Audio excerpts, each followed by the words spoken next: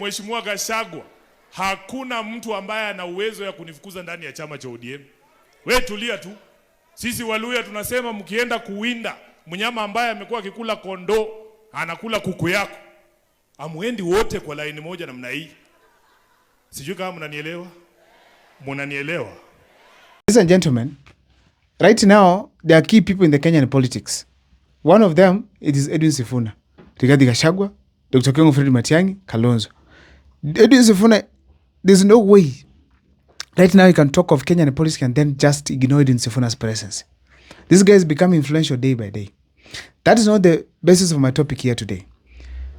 Edwin Sifuna attended the funeral where Kakuya, Honorable Member of Parliament in Nairobi, lost the mother. And of course he was recognized and he had some brevity to speak on various issues on that particular platform. Mheshimiwa Methi, mimi Disemba nilikuwa nyumbani, nimeenda kuona wazazi. Kule Western ni one term. Sasa unajua nyinyi huwa mnaringa ati nyinyi ndio wenye one term. Nataka kuwaambia kama katibu mkuu wa chama cha ODM, maeneo yote ambaye yalikuwa naunga baba Raila Amolo Odinga yamechoka na Kasongo. What? But there are some things we must concur here today, all of us. One, Sifuna speaks the language of the ODM we know, the original ODM. Leave alone this one for Junet Mohammed, Gladys Wanga, and Oburu Odinga. I'm talking about the ODM that Baba Raila Amolo Odinga created back in 2005 all the way to this time when he died in October. So it's very clear that Sifuna is the person having that language, plus James Orengo and others, but Sifuna comes out the loudest. That's number one. Number two, ODM leaders right now, most of them do not want Edwin Sifuna. Hatma ya seneta wa kaunti ya Nairobi Edwin Sifuna kuendelea kuwa katibu mkuu wa chama cha ODM sasa inaonekana kuwa tayari imetoa muhuri. Kamati kuu ya kitaifa ya chama hicho inatarajiwa kukutana wiki hii na kujadili pendekezo la kumbandua Sifuna kwenye wadhifa huo wa katibu mkuu wa chama hicho, huku wengi wa uongozi wakipendekeza kumkataa kama katibu mkuu. Jina la seneta wa Narok Ledama Olekina tayari limejitokeza kama anayeweza kuchukua nafasi ya Sifuna kama katibu mkuu wa chama cha ODM. But one simple thing is that somehow, as Edwin Sifuna calls them washenzi, they have failed to simply study Baba's politics. They even can't sit down and ask themselves, Sifuna has been behaving consistently from Raila Amolo Odinga's time to this time. Like at no point, Edwin Sifuna has changed tune. Either Baba was alive or dead. But still, Raila Amolo Odinga kept Edwin Sifuna by his side. These people are not asking themselves, why did Raila Amolo Odinga still insist Edwin Sifuna speaks on behalf of the party? They have decided to just simply consider their stomachs, get bored, and get to government. That is something that we must also agree. However, I've taken my time from the funeral that Edwin Sifuna attended backwards to try and look at some of the qualities of Edwin Sifuna that are making him now to be outstanding. And that's what I want to take you through on this particular video. But before I do so, if this is the first time you're watching my videos at Mokwa Times, take a second or two to subscribe, like, and comment, because that is the best support you can always give this channel.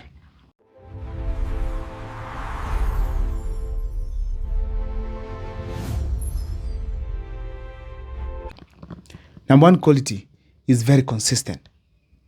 He has maintained a high level of consistency. When Baba was there, he was talking of one term and Kasongo must go. Baba, after he has gone, he's talking of one term and Kasongo must go. That level of consistency with William Ruto's government, it requires a lot of courage. It is not easy, a lot of discipline. That is what Edwin Sifuna has done. Kept the discipline, kept the faith, and ensured that at least he has stood with the people.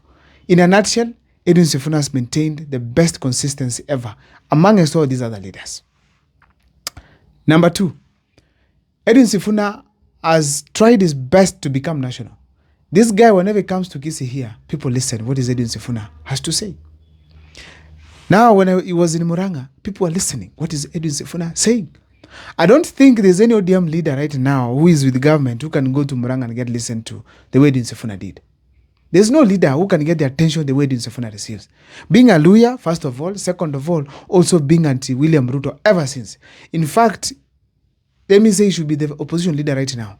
He campaigned against William Ruto in 2022, and ever since he has not supported him. Tikati Gashaagwa worked with William Ruto for 2 years. Now coming out, he's still young. He's a mono when it comes to Edwin Sifuna. So Sifuna has maintained some national outlook because of his behavior as well, also being a Nairobi senator. So, and also considering that he speaks on behalf of Kenyans across the country.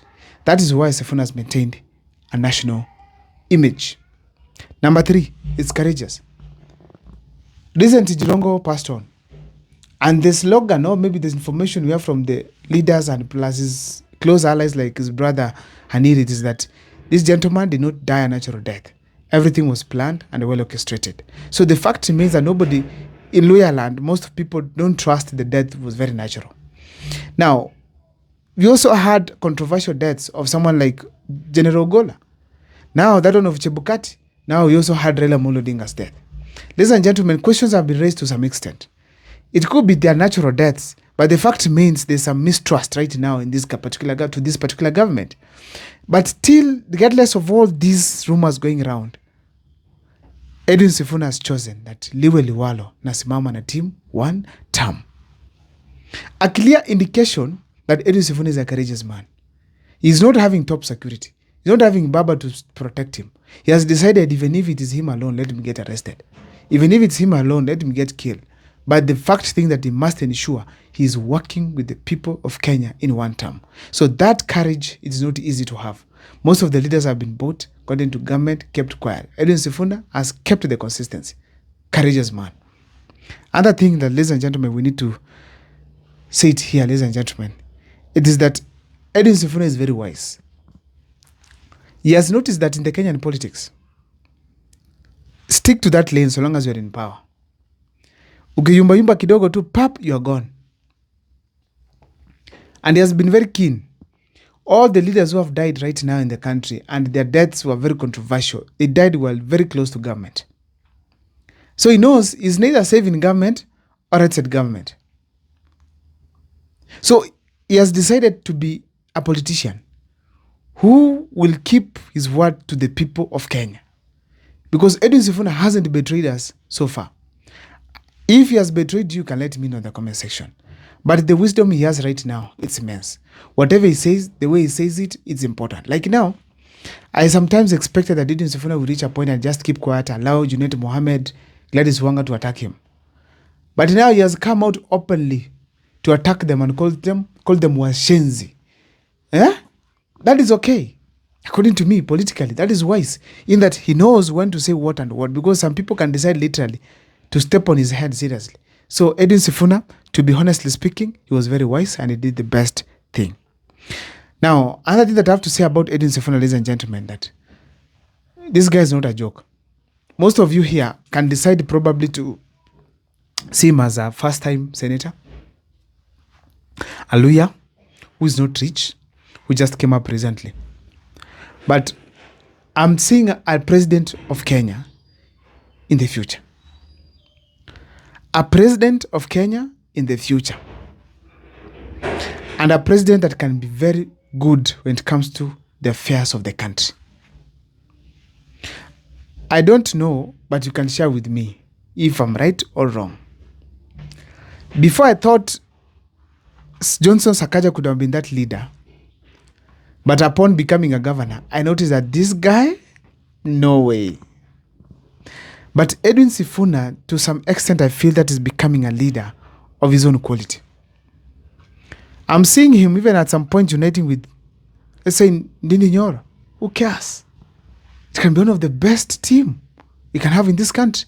I wish the opposition, by the way, sit down and say, we are tired of these leaders who have been there all along. Let's support Edwin Sifuna and then Ndindi Nyoro. William Ruto will go home before we vote. We'll pack and go to Sugu and relax there. Let these guys be supported. That's a change we can have in this country. On the comment section, it's open. Share with me on what you think. My name is Abel Mukwa. Thank you so much for watching. Please subscribe.